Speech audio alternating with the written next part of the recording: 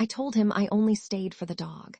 The words slipped out of my mouth as easily as the excuse I'd rehearsed all week. I'm not here to make a mess of your life, Alex. I'm just here for Milo, so I can see if the little guy's okay before I head back to the city. I could hear the sigh of relief in my own voice, the way I'd learned to sound apologetic without actually apologizing. The moment I walked through the front door of his apartment, the scent of fresh coffee and his faint cologne wrapped around me like a warm blanket, and I felt that familiar surge of control. This was my domain now, even if it was just a temporary one. Milo was curled up on the rug, his ears perked up at the sound of my shoes.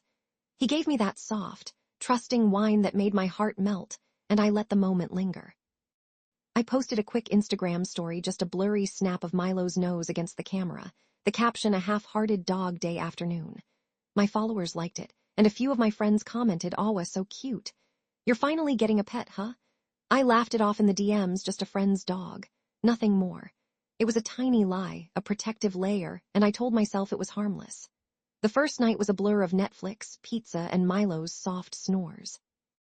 I told Alex I'd be leaving early the next morning, that I had a meeting in the city and needed to catch the train. He nodded, his eyes softening when Milo nudged his hand. "Take him home," he said. "I'll keep him safe."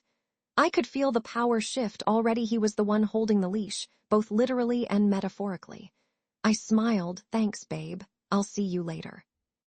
I didn't realize that my smile was already a mask for the anxiety bubbling under the surface. What if he decided he liked Milo more than he liked me?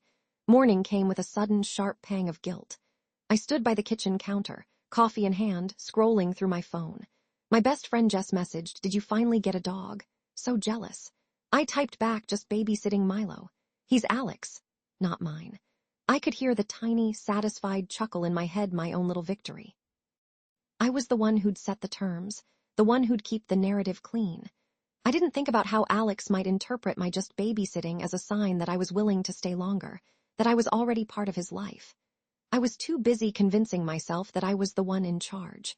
I left the apartment with Milo in a carrier, the leash dangling from my wrist. The train ride was a blur of strangers' faces and my own thoughts racing.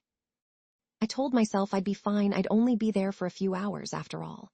When I arrived at my own place, I posted a story of the empty carrier, the caption, "Back to the grind, dog sitter life." My followers flooded the comments with emojis and jokes about doggy daycare. My roommate, Maya, raised an eyebrow when she saw the post. "You're really doing this?" she asked, a hint of concern in her tone. I waved it off, just a favor. I'm not planning to adopt. I could feel the first crack in my armor, but I brushed it aside with a laugh. Later that evening, Alex called. His voice was calm, almost too calm. "Hey, I was thinking Milo seems to love staying with me. I don't want to keep moving him around. How about I keep him? I could use a little company, you know." I froze. My mind raced, trying to find a polite way out. That's sweet, but I think Milo belongs with his owner. I'll bring him back tomorrow." I could hear the tension in his voice, the way he lingered on the word keep. I didn't notice the way my own heart thudded louder with each second of silence. "Okay," he said, "no problem. I'll see you tomorrow then." I hung up, feeling a strange mix of relief and dread, as if I'd just dodged a bullet I didn't even know was aimed at me. The next morning, I woke up to a barrage of notifications. Jess had posted a meme about dog owners who never let go, tagging me. Maya sent a voice note, "Girl, are you sure you're not getting stuck in a dog-loving trap? He sounds attached." I laughed it off, just a misunderstanding. "I'll bring Milo back today." My phone buzzed again, this time from Alex. "Milo's doing great. He's already learned a new trick. He's waiting for you at the door." I felt a knot tighten in my chest. My own words, the half-truth I'd fed him, were looping back like a boomerang. I tried to stay confident. "I'll be there in an hour." The irony was thick. I was the one who had set the stage, and now the stage was closing in on me. When I arrived, Alex opened the door with Milo perched on his hip, tail wagging like a metronome. "Hey," he said, his smile warm but edged with something I couldn't place. "Milo, been a good boy. He's already missed you." I forced a laugh. "He's a little drama queen, isn't he?" He chuckled. "He's just happy to see you." The moment stretched, and I realized I was standing on a line I'd drawn for myself, one that now blurred between being a visitor and being an intruder. I tried to keep my tone light. "I'm actually leaving now, Alex. I have that meeting."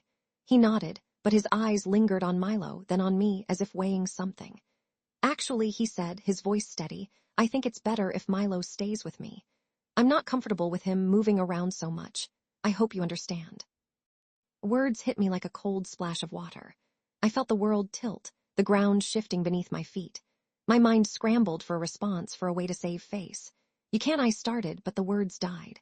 I could see the resolve in his eyes, the quiet strength that had been dormant until now. I had underestimated him, thought I could dictate the terms because I was the one who'd only stayed for the dog. The power dynamic had flipped, and I was left holding the leash that was now tied to my own ego. I tried to argue. "I'm his owner's friend, Alex. I can't just give him away." He shook his head. "Milo's yours, but I think he's happier here. I'll take care of him." I felt my throat tighten, the sting of humiliation rising. My phone buzzed again. Maya's text. "Did he just keep the dog? What's happening?" I stared at the screen, my fingers hovering over the keyboard, unsure whether to reply or to retreat. I knew I made a mistake, but I also knew I was too proud to admit it outright. "I'm going to figure this out," I typed, then deleted it. I could feel the audience in my head, my friends, my followers watching, waiting for my next move. The next few days were a blur of blocked messages and silent calls. Alex had changed his number, deleted me from his contacts, and even blocked me on Instagram. My story about dog-sitter life was suddenly a relic, a reminder of a narrative that no longer existed. I tried to post a new story, a selfie with a coffee cup and a forced smile, but the comments were empty. The silence was deafening. I realized that the social validation I'd chased, likes, comments, the sense that I was part of a community, had evaporated as quickly as it had formed. My friends started to ask, "Are you okay? Did something happen with Milo?" I brushed it off, just a misunderstanding, nothing big. Inside, I felt a gnawing dread, a sense that I'd built my own downfall. I went back to the apartment building, hoping to talk to Alex to plead for Milo's return. The hallway was empty, the door to his unit shut tight. I knocked, but there was no answer. I could hear the faint sound of Milo's bark from inside, a reminder that my lie had birthed a new reality. I stood there, the cold metal of the door against my palm, feeling the weight of my own words. "I told him I only stayed for the dog," I whispered to myself, "and now he's keeping the dog and blocking me everywhere." The irony was brutal, and I could see the audience in my mind, my friends, my followers watching me stumble, feeling a twisted satisfaction at my misfortune. I wanted to scream, to demand an explanation, but the only thing I could hear was the echo of my own voice, hollow and regretful. When I finally went home, I opened my laptop and stared at the screen. My inbox was filled with messages from people I barely knew, asking for details, offering advice, or simply gloating with "I told you so." My heart hammered. I realized that the narrative I'd tried to control had spiraled into a public spectacle. I could feel the social psychology at work. The more I tried to hide, the more people wanted to see me fall. My own self-awareness flickered. I know I messed up, but I didn't think it would end like this. I tried to defend myself, to rationalize. I was only trying to protect Milo, to keep things simple. The justification felt thin, a flimsy rope holding me up while the ground fell away.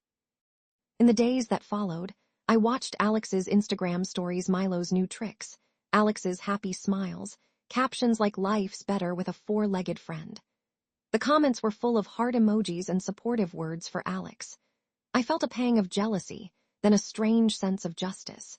He had set a boundary, taken responsibility for the dog, and in doing so, he had also taken control of the situation I'd tried to manipulate. My own ego, the part that thought she could dictate the terms of a casual stay, had been humbled. I realized that the consequences I'd faced, being blocked, losing social validation, feeling isolated, were proportional to the deception I'd spun. I tried to move on, to rebuild my online presence, but every post felt forced, every caption a reminder of the dog I'd lost.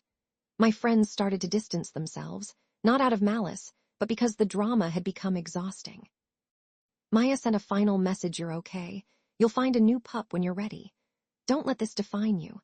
I wanted to believe her, to let the whiplash of emotions settle into something steadier. I knew I'd have to confront my own flawed reasoning, why I thought I could stay just for the dog without consequences. I had let my desire for control and validation blind me to the simple truth: relationships, even those built around a pet, require honesty. Weeks later, I saw Alex's post again, this time a photo of Milo sleeping on a sunny windowsill.